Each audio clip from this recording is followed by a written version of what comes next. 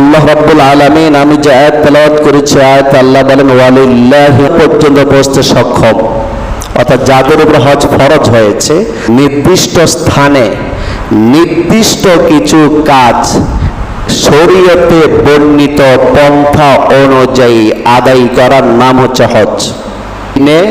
নির্দিষ্ট সময়ে নির্দিষ্ট জায়গায়, নাকি যে কোনো জায়গায় হজ করতে পারবেন?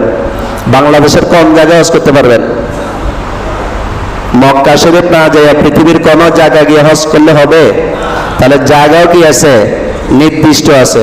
আবার যে কাজগুলো করবে এগুলো আছে, তাহলে নির্দিষ্ট কাজ আমি আমার মন মতো করলে হবে না। শরীয়তে যে পন্থা আদায় করার জন্য বর্ণিত আছে পন্থাগুলো, ওই পন্থা অনুযায়ী এখন হজ কাকে বলে? এই হজ আল্লাহ রাব্বুল আলামিন মানব এই জাকাত 5 কোটির একটা, এটা হলো